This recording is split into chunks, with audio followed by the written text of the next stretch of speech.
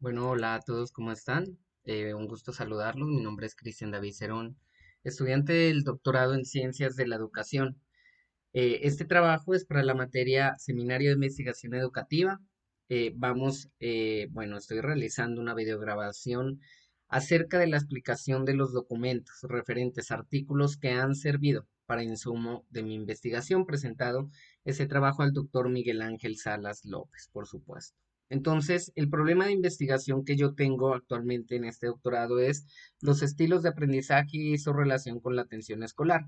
Cabe resaltar que este problema se asocia, ¿cierto?, con un historial, con otras investigaciones. He encontrado artículos que han hablado al respecto, que nos dan cuenta de muchos procesos que se han hecho en este ámbito. Entonces, la idea de esto es tocar esos artículos y mirar cómo es que esos artículos pueden estar relacionados, sobre todo con este contexto de los estilos de aprendizaje y la atención escolar, ¿sí?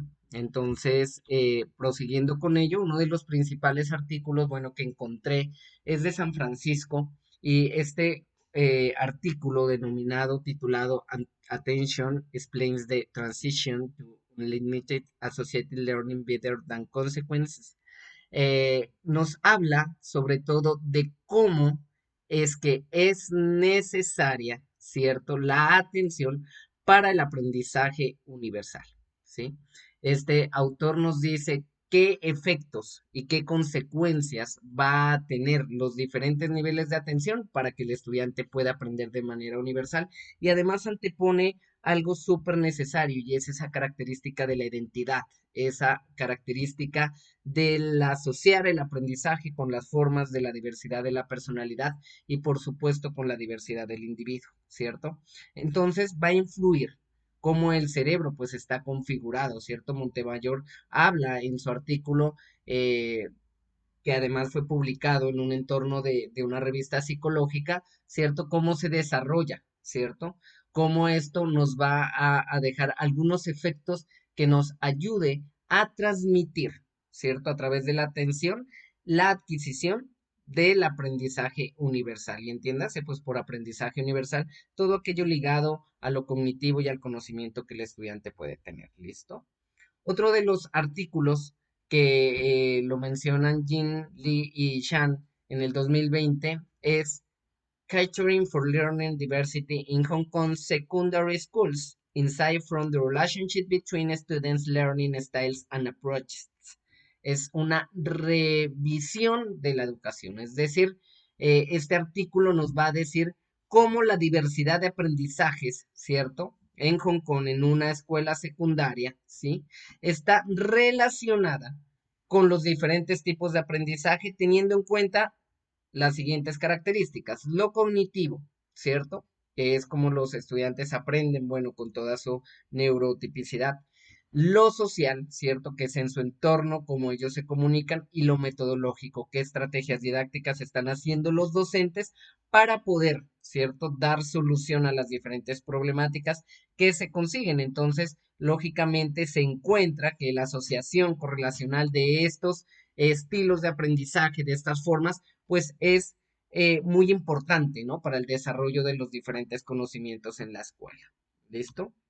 Otro de los artículos, perdón, debería recalcar que este artículo publicado por Jin, Lin y Chan, pues fue publicado en Hong Kong, ¿cierto? Otro de los artículos es de España, ¿cierto? Lo trabaja Guillamón, García y Martínez, ¿sí? En el 2020, y nos dice cómo es que un programa de actividad física, ¿sí?, influye sobre la atención de los escolares. Entonces nos hacen la pregunta de implementar un programa de ejercicios físicos en escolares permitirá mejorar la atención escolar, concluyendo que la actividad física es vital y necesaria para el desarrollo de la atención en todo el momento de la escuela, ¿sí? Es decir, sin estas prácticas educativas de desarrollar la motricidad, la lateralidad y los diferentes ejercicios en una etapa de la adquisición de la materia de educación física, pues la atención se va a ver seriamente afectada. En cambio, si la desarrollan los docentes a través de diferentes estrategias, van a poder de alguna forma tener pues influencia directa sobre los estudiantes. Acá tenemos otro artículo de Canizales, ¿sí? De Ríez y Rodríguez, que es de Colombia, propiamente de este país, y nos habla sobre el diagnóstico de situaciones predominantes, ¿cierto?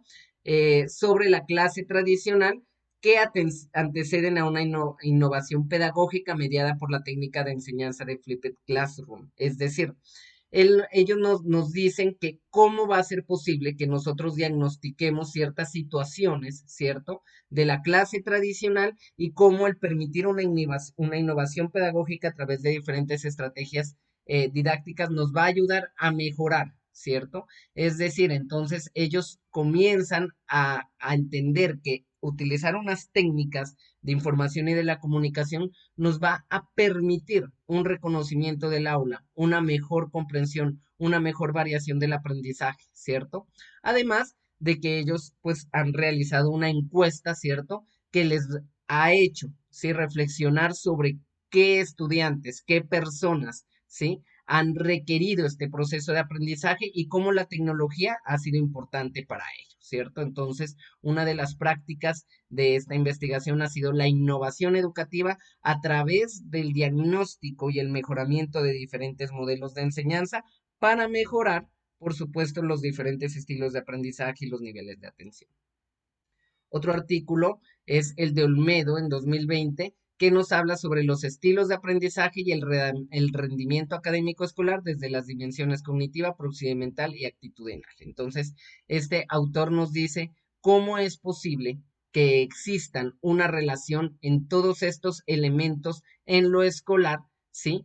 Para entender cómo los estilos de aprendizaje como estrategias de aprendizaje funcionan en el mejoramiento del rendimiento académico, ¿sí? Además de mencionar en qué áreas es fundamental este tipo de aprendizaje, ¿cierto? Es decir, por ejemplo, el autor dice, bueno, en matemáticas nosotros podríamos encontrar unas diferentes estrategias que nos hagan a nosotros, según el estilo de aprendizaje detectado, mejorar el rendimiento académico escolar. Y bueno, todos estos artículos además tienen unas variables en cuanto a estilos de aprendizaje y en la aplicación de algunos textos psicométricos que pueden ayudar, ¿no? A detectar los estilos de aprendizaje o los niveles de atención. Finalmente, tenemos la relación entre inteligencia emocional, estilos de aprendizaje y rendimiento académico en grupos de estudiantes de psicología, un estudio hecho en Bucaramanga, Colombia, de Oragena Silva en 2020 y dice cómo la inteligencia emocional se relaciona con los diferentes estilos de aprendizaje. ¿Cierto? Esto nos lleva a pensar además cómo los diferentes productos de entrega frente a esta investigación le permitieron a la autora concluir que la inteligencia emocional es algo muy frecuente y relacionado con los diferentes estilos de aprendizaje, es decir, va a influir cómo se sienta la persona en su rendimiento académico y por ende yo concluiría pues que también en la atención escolar, obviamente dependiendo ya de las futuras investigaciones que realice. Entonces, imaginen que las emociones pues vienen a ser algo supremamente importante al momento de esta investigación. Entonces, ¿qué podemos concluir? Pues que la importancia de buscar diferentes artículos, ¿cierto? Que nos permitan a nosotros la interacción con diferentes autores, nos permitirá ver, ¿sí? Transformar, comenzar a trasegar y caminar por un entorno educativo un poco más diverso, más concluso, que nos ayude a saber de diferentes bases teóricas y que nos abran las puertas para entender qué relación hay entre los estilos de aprendizaje y la atención escolar, ¿sí? Entonces, acá están las referencias, les agradezco mucho su atención y pues espero volver y seguir participando de esta forma activa con ustedes. Un abrazo.